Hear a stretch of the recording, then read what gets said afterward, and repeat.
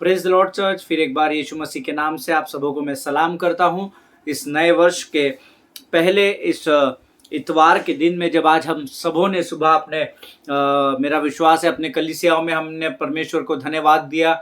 बहुत सारे कलीसियाओं में पहले इतवार के दिन प्रभु भोज की विधि होती है और परमेश्वर का धन्यवाद हो कि परमेश्वर ने आज का हमारा यह दिन आनंदित और बड़ा आशीषित किया है। और इस वर्ष में ये पहला संडे है जब हमने अपने कलीसिया में परमेश्वर की आराधना की है और मेरा विश्वास है कि ज़रूर आज प्रभु ने आपको आशीषित किया होगा।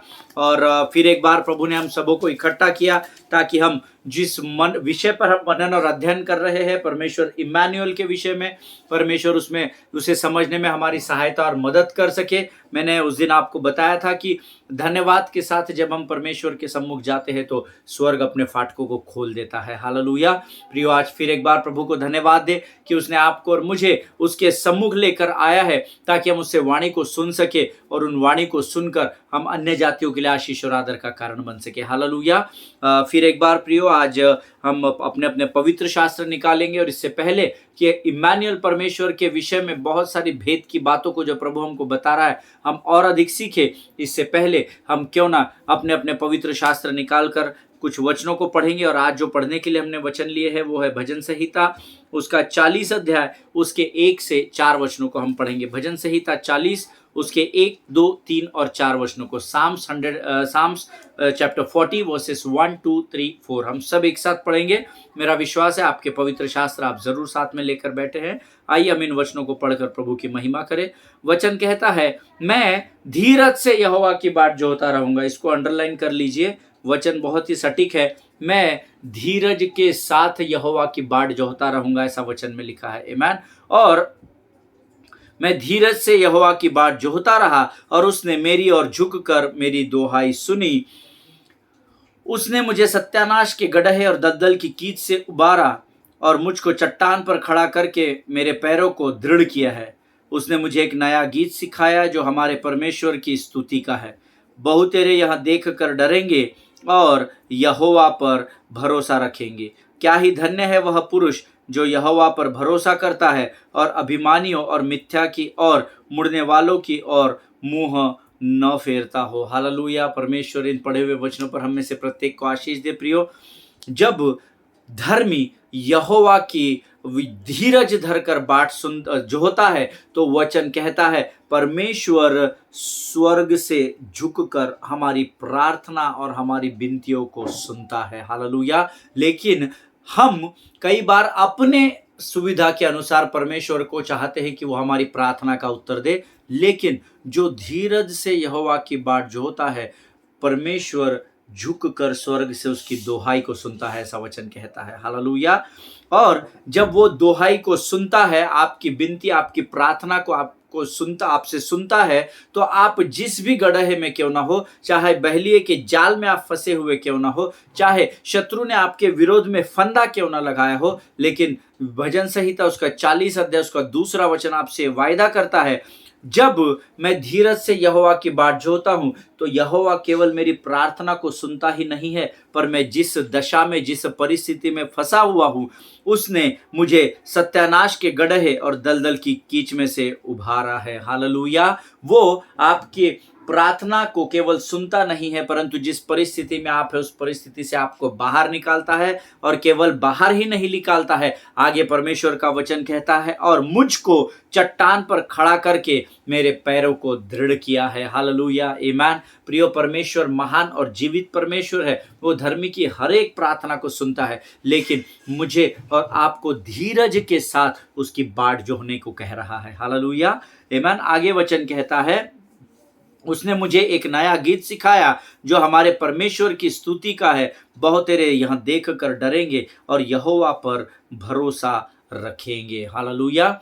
ये परमेश्वर आराधना के विषय में बता रहा है कि जब प्रभु ने हमें दलदल की कीच से निकाला, कब निकालता है? जब हम धीरज से उसकी प्रतीक्षा करते हैं। उसने हमें दलदल की कीच से निकाला, ज्योति की चट्टान पर खड़ा किया, और जब हम वहां पर उसकी स्तुति और आराधना और उसकी महिमा करते हैं, उसके उपकारों को स्मरण करके उसका गुणानुवाद करते हैं, तब वचन कहता है तब उसने वो उसको बहुत तेरे यहाँ देख कर डरेंगे और यहोवा पर भरोसा रखेंगे। जो अन्य जाति रहेगी, जब वो हमारी उन्नति को देखती है, जब वो हमारे हमारे परमेश्वर में बढ़ने को देखते हैं, तो वचन कहता है बहुत तेरे लोग ये देख कर डरेंगे कि अरे हम इनसे ज़्यादा धनवान हैं, लेकिन हमारे घर में सुकून नहीं है, हमारे घर में शांति नहीं है, ये हमसे बहुत कम है, ये इनके पास ज़्यादा धन नहीं है, मोटर बंगला नहीं है, गाड़ियाँ नहीं है, लेकिन फिर भी बड़े आनंद से अपने जीवन को बिताते हैं। और वचन कहता है बहुत तेरे लोग यह देखकर डरेंगे और वो आपके पास आएंगे, और जब आप उनको सुसमाचार का प्रचार करेंगे,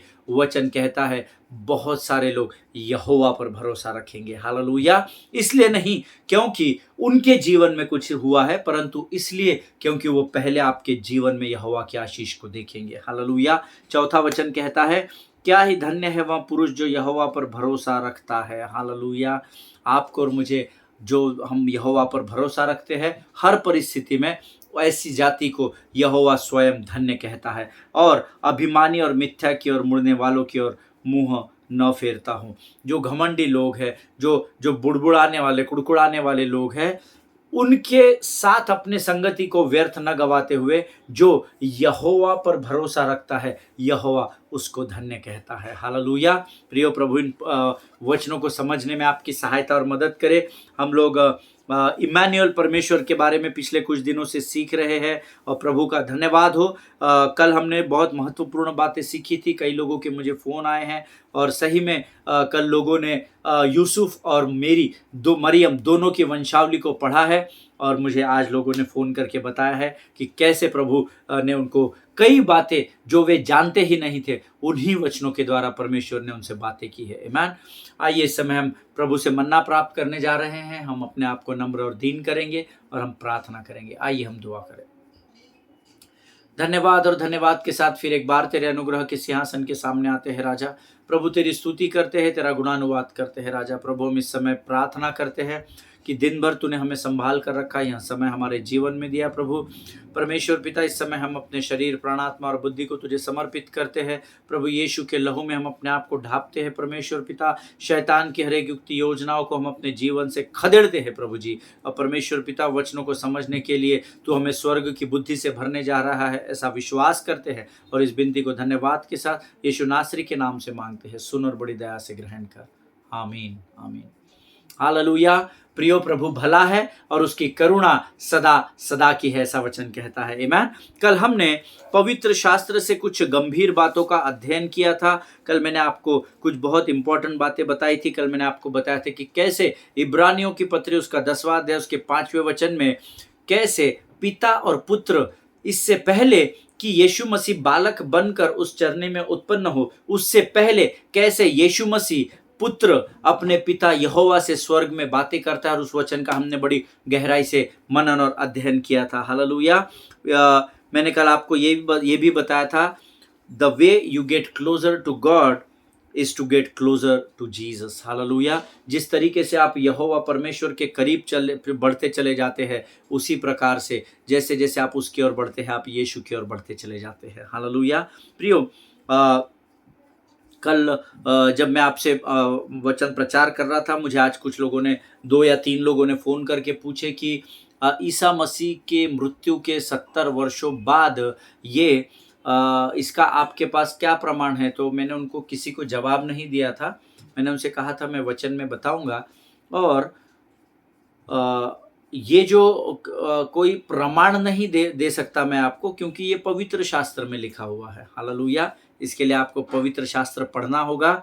जब आप पवित्र शास्त्र बड़ी गंभीरता से पढ़ेंगे, तब आपको पता चलेगा कि यीशु मसीह के मृत्यु के 70 वर्ष बाद जब रोमी सरकार ने जब यरूशलेम के मंदिर को पूर्ण रीति से ढा दिया, केवल इसलिए कि वहाँ पर यीशु की वंशावली का इतिहास किसी के हाथ में न लग सके। क्योंकि अगर वंशावली ही हाथ में नहीं रहेगी, तो भला कैसे हम इस बात को प्रमाणित कर सकेंगे कि यीशु किस वंश से या किस गोत्र से उत्पन्न हुआ। आमीन। और मैंने कल आपको वचन भी बताया था। इसलिए जिन भाइयों ने और जिस बहन ने मुझे फ़ोन किया था, मैं अक्सर आपको बताता हूँ, परमेश्वर के लोगों, वचन को जब आप सुनते हैं, गंभीरता से सुनिए। जब आप ये वचन सुनते हैं ना, तो सारे काम छोड़ दीजिए। 2 काम करते-करते अगर आप इधर कुछ और काम कर रहे हैं, हाथ में कहीं और कुछ और काम है और यहाँ कान है और मन वापस से इधर है, तो आपको कुछ समझ में नहीं आएगा। मैंने कल आपको एक वचन बताया था, लूका रचित सुसमाचार 21वां अध्याय उसका 6वां वचन। आमीन। ये मैंने आपको वचन से बताया था कि वे दिन आएँगे जिनमें यह सब जो तुम देखते हो, उनमें से किसी पत्थर पर पत्थर भी नहीं छूटेगा जो ढाया न जाएगा। ये घटना ईसा मसीह के मृत्यु के 70 वर्ष बाद हुई थी। हालेलुया। आमीन। सो प्रियो, वो वंशावली का इतिहास किसी के हाथ में न लग सके, इसीलिए उसको ढा दिया गया था, इसीलिए यरूशलेम को खत्म कर दिया गया था। But as I told you, एक प्रमाण बच गया था उस समय, और ये सारी बातों के बावजूद एक पत्री वहां बच गई थी जो ये साबित कर गई कि यहूदा के वंश से ही मसीहा उत्पन्न होगा। हालेलुया। और मैंने आपको बताया था, बायोलॉजिकली और लीगली दोनों तरीके से पवित्र शास्त्र ये प्रमाणित करता है कि यीशु ही मसीहा है। आमीन। और यीशु ही दाऊद के वंश से होते हुए यहाँ तक आया है। आमीन। अब 2 प्रकार की वंशावली मैंने आपको कल बताई थी। One is the record of Joseph and one is the record of मेरी, राइट। और जब आप यीशु मसीह के उस लाइन को पढ़ेंगे तो आपको उसके डिटेल पता चलेंगे, जिसके बारे में मैंने कल आपको बताया था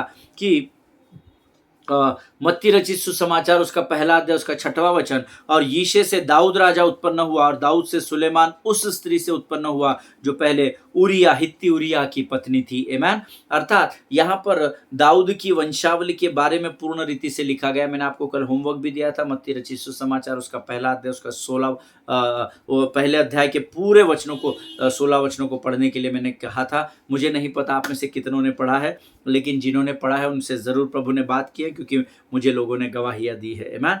कई लोगों को मैंने यह कहते सुना है कि ये वंशावली पढ़ने में मजा नहीं आता, रे इसमें क्या पढ़ना है, नहीं, लेकिन जब आप गहराई से अध्ययन करेंगे तो आपको इसको पढ़ने में बड़ा भयंकर मजा आएगा। आमीन। और मैं आपको, ये तो मैंने आपको दाऊद की वंशावली के बारे में बताया, मैं आपको पवित्र शास्त्र में कैरेक्टर है, हम सब रूत के बारे में जानते हैं, है ना, हम सब रूत के बारे में जानते हैं।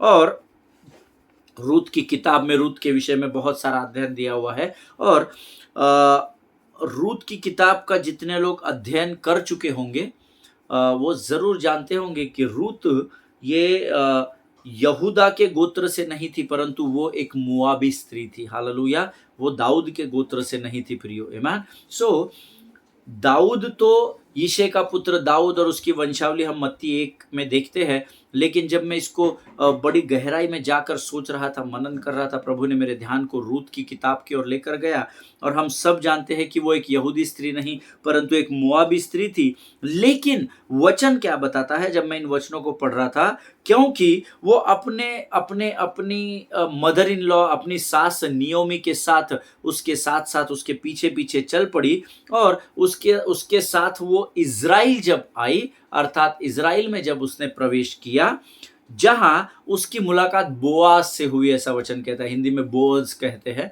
उसकी मुलाकात बोआज से हुई, और she got married to Boaz, है ना, ऐसा वचन में लिखा है। अगर आपने रूत की किताब कभी पढ़ी नहीं तो पढ़ना, बहुत अद्भुत किताब है। आमीन।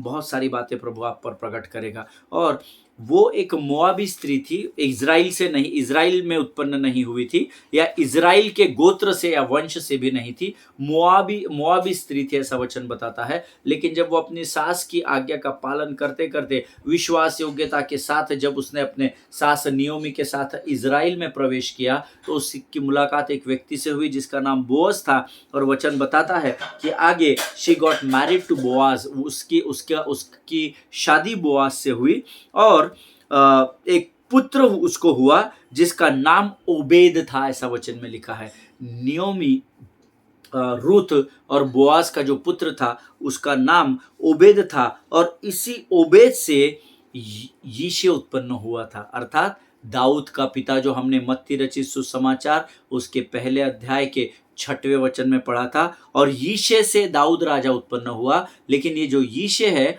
ये बोआज से उत्पन्न हुआ, और बोआज जो था वो ये जो यीशे उत्पन्न हुआ ये ओबेद से हुआ। ओबेद के पिता का नाम बोआज था और बोआज की पत्नी का नाम रूत था, जो एक यहूदी नहीं परंतु मोआबी स्त्री थी। इसको ध्यान में रखना। और वचन आगे कहता है, फिर बोआज से ओबेद उत्पन्न हुआ, ओबेद से यीशे उत्पन्न हुआ, यीशे से दाऊद उत्पन्न हुआ। और वो सब वंशावली जिन्होंने मत्ती 1 पढ़ा होगा उनको समझ रहा होगा कि मैं आपको क्या बता रहा हूँ। और वो वंशावली ऐसा करते करते आगे बढ़ते गई। But now if you go to the word of God, the book of Matthew chapter 1 verse 16 हम सब पढ़ेंगे। मत्ती रचित सुसमाचार उसका पहला अध्याय उसका 16 वचन हम पढ़ेंगे, जो कहता है कि यूसुफ यीशु का पिता था, लेकिन वचन में कहीं पर भी लिखा नहीं है। ये वचन यह नहीं कहता है कि यूसुफ का बाप यूसुफ या यीशु के बाप का नाम यूसुफ था, ऐसा वचन में नहीं लिखा है प्रियो। लेकिन 16 वचन आप ध्यान से पढ़ेंगे, वहां पर लिखा है कि मरियम यीशु की माता थी। हालेलुया। मैं चाहता हूं मेरे साथ आप सब लोग मत्ती रचित सुसमाचार को हम सब लोग निकाल लेंगे, और हम सब, मैं चाहता हूं मैं आपके लिए उस वचन को पढूं और आप भी मेरे साथ जरूर उस वचन को पढ़ना। मत्ती रचित सुसमाचार उसका पहला अध्याय का 16 वचन कहता है, याकूब से यूसुफ उत्पन्न हुआ जो मरियम का पति था, ऐसा लिखा है। जो यीशु का पिता था ऐसा नहीं लिखा है। इस बात को आप अंडरलाइन करना, ये 16 वचन पूरा अंडरलाइन कर लेना। याकूब से यूसुफ उत्पन्न हुआ जो मरियम का पति था, और मरियम से यीशु जो मसीह कहलाता है उत्पन्न हुआ। हालेलुया। अब थोड़ा सा इस पर जोर डालना। पवित्र आत्मा परमेश्वर यीशु मसीह और पिता परमेश्वर, त्रिएक परमेश्वर की बुद्धि कितनी अगम्य होगी। ये वचन इस बात का प्रमाण देता है कि पूरा का पूरा पवित्र शास्त्र पवित्र आत्मा की प्रेरणा से रचा गया है, लोगों ने इसको लिखा नहीं है। हालेलुया। क्योंकि लोग, मनुष्य अगर लिखते ना तो कहीं ना कहीं लिखने में गड़बड़ कर जाते। आमीन। कोई भी लिख सकता था। अब यहाँ पर ऐसा भी हो सकता था, याकूब से यूसुफ उत्पन्न हुआ जो मरियम का पति और यीशु का पिता था, ऐसा भी लिख सकते थे। हालेलुया। लेकिन देखिए, जो भविष्यवाणियां पुराने नियम में की गई, कितने सटीक तरीके से 16वें वचन में लिखा है कि याकूब से यूसुफ उत्पन्न हुआ जो मरियम का पति था, और मरियम से यीशु जो मसीह कहलाता है उत्पन्न हुआ। Hallelujah. Amen. If you read it carefully, it doesn't say that Joseph was the father of Jesus. It only says that Mary was the mother of Jesus. Hallelujah. Amen. अगर आप मेरी बात को समझ रहे हैं तो अपने स्थानों पर आमीन कहे, मेरे हाँ में हाँ मिलाइए। क्योंकि पवित्र शास्त्र में वहां पर यह नहीं लिखा है कि यूसुफ यीशु का पिता था, लेकिन ये लिखा हुआ है कि मरियम यीशु की माता थी। Hallelujah. So now it is proven that Joseph was the legal father of Jesus, even though he is not the biological father. Hallelujah. तो मैंने आपको क्या बताया, बायोलॉजिकली और लीगली दोनों तरीके से ये पवित्र शास्त्र प्रमाणित करता है कि यीशु ही परमेश्वर है। हालेलुया। देखिए, अब यहाँ पर जो हमने ये पूरा अध्ययन किया है, इसमें जोसेफ कोई लीगल फादर तो नहीं था, क्योंकि मरियम और यूसुफ एक नहीं हुए थे शरीर में, तो लीगल वो उसका बायोलॉजिकल फादर नहीं था। परंतु वचन कहता है कि वो यीशु का लीगल फादर था। क्यों? क्योंकि वो दाऊद के उस लाइन से होकर आता था। हालेलुया। यहूदा के उस लाइन से होकर, लीनिएज से होकर वो आया था, और दाऊद के गोत्र से वो आगे बढ़कर, भले ही वो यूसुफ के बायोलॉजिकल फादर यूसुफ उसका नहीं था, पर लीगली, क्योंकि वो उस गोत्र से आता था जो यहूदा का गोत्र था, और उसी गोत्र में दाऊद था, और उसी दाऊद के गोत्र से यूसुफ आता है। इसीलिए this is legally proven that Joseph was the father of Jesus Christ, even though he was not biologically his father, but still Bible proves that he was his legal father. Hallelujah. Amen. प्रियो, लेकिन क्या होता था, वचन में हम सब जानते हैं, हमने पिछले अध्ययनों में इस बात को सीखा है कि यहूदियों की जो वांशिक परंपरा होती थी उसके अनुसार the Messiah also had to have the biology of David. ये बहुत ज़रूरी था क्योंकि वो यहूदियों की परंपराओं के अनुसार ये भी बहुत ज़रूरी था कि वो इस बात का भी प्रमाण देता कि जैविक रूप से भी, जीव शास्त्र के अनुसार भी वो दाऊद के गोत्र से यीशु उत्पन्न हुआ, ये साबित हो सके। आमीन। क्योंकि मैंने आपको बताया कि अगर हमने जो वंशावली के अनुसार देखा तो लीगली तो ये प्रूव हो गया कि यूसुफ जो था वो यीशु का पिता था, लेकिन यहूदी परंपरा के अनुसार ये बायोलॉजिकली भी प्रूव होना बहुत ज़रूरी था। हालेलुया। और इसीलिए जब मैं इस विषय पर और मनन करता गया तो एक वचन मेरे जहन में आया, वो लूका रचित सुसमाचार उसका 3 अध्याय 23 वचन हम पढ़ेंगे। लूका रचित सुसमाचार उसका 3 अध्याय और उसका 23 वचन हम सब निकाल लेंगे। और वचन यहाँ पर कहता है, 23वां वचन कहता है, जब यीशु उपदेश करने लगा तो लगभग 30 वर्ष की आयु का था और जैसा समझा जाता था यूसुफ का पुत्र था और वह एली का। और फिर यहाँ से यीशु की पूरी वंशावली स्टार्ट होती है और आप देखेंगे तो ये 38 वचन 23 से लेकर 38 पूरा यीशु की वंशावली दी हुई है। अब जरा ध्यान से सुनिएगा, 3:23 जो हमने पढ़ा लूका रचित सुसमाचार, तब आपको ये पता चलता है कि वहाँ दाऊद की नहीं लेकिन मरियम की वंशावली के बारे में लिखा हुआ है। हालेलुया। जब यीशु आप उपदेश करने लगा तो लगभग 30 वर्ष का था और जैसा समझा जाता था यूसुफ का पुत्र था और वह एली का। अब ये हमको सीखना होगा कि ये वंशावली जो आप पढ़ेंगे ये दाऊद की वंशावली नहीं है, ये मरियम की वंशावली है। हालेलुया। अब पवित्र शास्त्र ये बताता है कि यीशु को इस पृथ्वी पर भविष्यवाणी के अनुसार भेजने के लिए, अर्थात लीगली एंड बायोलॉजिकली, लीगली अर्थात यहूदा का गोत्र और बायोलॉजिकली अर्थात शरीर से जन्मा हुआ एक स्त्री और एक पुरुष का होना बहुत जरूरी था। उसके बगैर ये कैसे साबित होता कि वो बायोलॉजिकली इनका पुत्र था। हालेलुया। सो ये बहुत जरूरी था और वचन बताता है कि यूसुफ ने he saw Joseph saw Mary and they fall in love with each other। और यूसुफ ने मरियम को देखा और फिर वो दोनों एक दूसरे के प्रेम में पड़े और फिर उनकी एंगेजमेंट हुई, उनकी मंगनी हुई, ऐसा वचन में लिखा हुआ है। और यहाँ पर एक और ट्विस्ट था। जब मैं इस वचन पर मनन कर रहा था तो मुझे एक बात ध्यान में आई कि यहाँ पर एक थोड़ा सा और ट्विस्ट हो गया था जो हम वचन के अनुसार देखेंगे, जो मरियम के बारे में और यूसुफ के बारे में बताता है, जो भविष्यवाणी मीका की किताब उसका 5वां अध्याय उसके 2 वचन में लिखी हुई है। द बुक ऑफ मीका की पुस्तक उसका 5वां अध्याय उसका 2 वचन हम पढ़ेंगे और मैं चाहता हूं आप सब लोग इस वचन को निकाल लें। हम सब पढ़ेंगे। हे बेथलेहम एप्राता, यदि तू ऐसा छोटा है कि यहूदा के हजारों में गिना नहीं जाता, तो भी तुझ में से मेरे लिए एक पुरुष निकलेगा जो इजरायली लोगों में प्रभुता करने वाला होगा और उसका निकलना प्राचीन काल से वरन अनादि काल से होता आया है। हालेलुया, आमीन। प्रभु इन पढ़े हुए वचनों पर आशीष दे। फिर से एक बार सुनना। हे बेथलेहम एप्राता, यदि तू ऐसा छोटा है कि यहूदा के हजारों में गिना नहीं जाता, तो भी, और ये किसके विषय में कह रहा है? बेथलेहम के विषय में। हालेलुया। ध्यान में रखना, बेथलेहम को अंडरलाइन करे। यीशु कहाँ पैदा हुआ? यीशु बेथलेहम में पैदा हुआ। आमीन। तो भी तुझ में से मेरे लिए एक पुरुष निकलेगा जो इजरायली लोगों की प्रभुता करने वाला होगा। हालेलुया।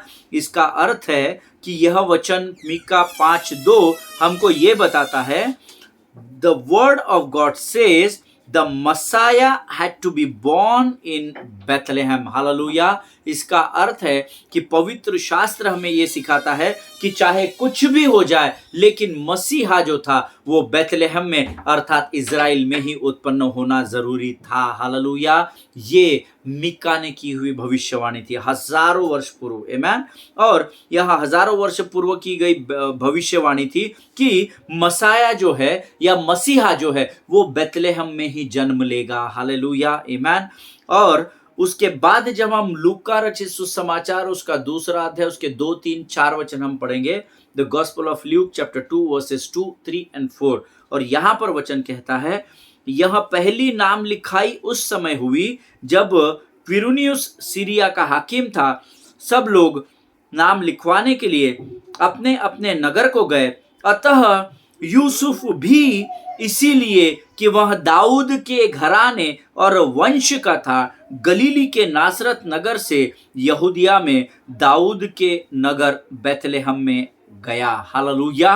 प्रियो, इस वचन के अनुसार जो आज्ञा या जो फरमान दिया गया था, यूसुफ वापस अपने स्थान बैतलहम में गया, लेकिन उस समय वो बैतलहम में नहीं था। हालेलुया। जब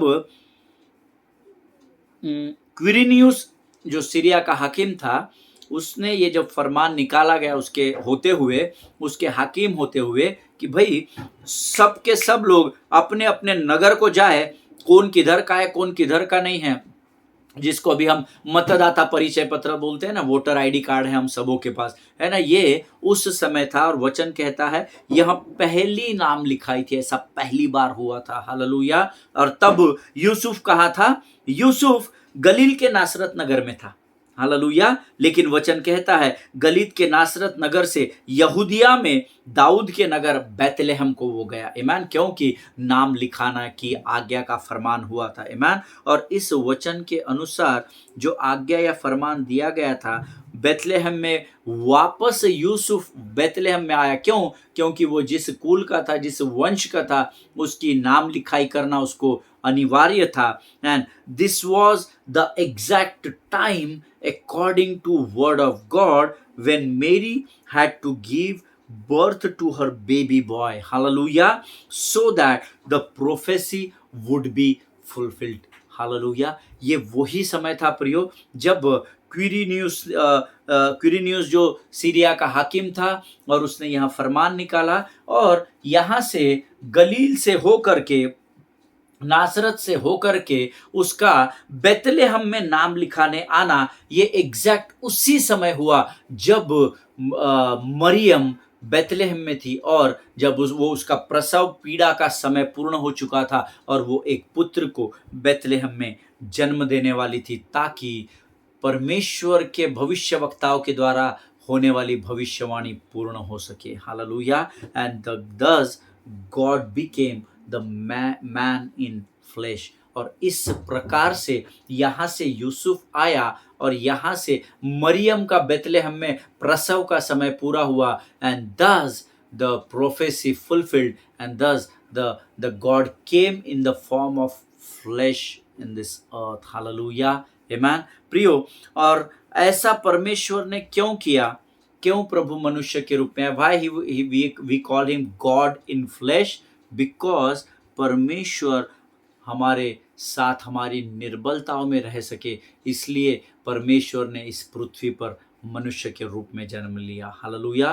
ताकि वो हमारे साथ हमारी निर्बलताओं में साथ रह सके, और इसीलिए हम उसको परमेश्वर इम्मानुएल कहते हैं, अर्थात गॉड विद अस, परमेश्वर हमारे साथ है। हालेलुया। परमेश्वर इन वचनों को समझने में आपकी सहायता और मदद करे। प्रियो, आज हम अपने अध्ययन को यही समाप्त करेंगे। अगले सेशन में हम फिर एक बार मिलेंगे। तब तक मैं चाहता हूं कि आप इन वचनों को फिर एक बार सुनना। अगर आपको समझने में कठिनाई हुई हो, अगर आपको इसमें कुछ समझ में नहीं आया, तो आप मुझे कमेंट बॉक्स में लिख सकते हैं और मैं ज़रूर प्रयत्न करूंगा कि आपको और सरल तरीके से, सटीक तरीके से इसको समझा सकूं। और इस समय हम आज यहाँ पर इस अध्ययन को समाप्त करेंगे, और आइए इस समय हम अपनी आंखों को बंद करेंगे और प्रार्थना करेंगे। आइए हम दुआ करें। खुदावन प्रभु यीशु नासरी के नाम से सुंदर और पवित्र समय के लिए फिर एक बार धन्यवाद देते हैं राजा। फिर एक बार प्रभु तूने हमें साबित किया परमेश्वर पिता कि यीशु ही मसीहा है और उसी का नाम इमानुएल परमेश्वर है राजा। प्रभु परमेश्वर पिता, इस समय को हम फिर एक बार धन्यवाद के साथ तेरे हाथों में सौंपते हैं। हमारा आने वाला समय हम तेरे चरणों में समर्पित करते हैं, अपने आप को यीशु के लहू में डुबोते हैं और इस विनती को धन्यवाद के साथ यीशु नासरी के नाम से मांगते हैं। सुन और बड़ी दया से ग्रहण कर, आमीन। हालेलुया। परमेश्वर भला है और उसकी करुणा सदा की है। परमेश्वर आपको बड़ी आशीष दे, इन वचनों को समझने में आपकी सहायता और मदद करे। प्रियो, हम अगले सेशन में फिर मिलेंगे। तब तक एक दूसरे के लिए प्रार्थना करते रहिए। अपने पासबानों के लिए, उनके परिवारों के लिए ज़रूर प्रार्थना करें। अपने भेंटों को, अपने दशमांशों को, अपने समय की भेंट को, अपना सब कुछ समय से परमेश्वर को समर्पित करना सीखिए। Hallelujah. God bless you all. परमेश्वर आप सबों को आशीष दे।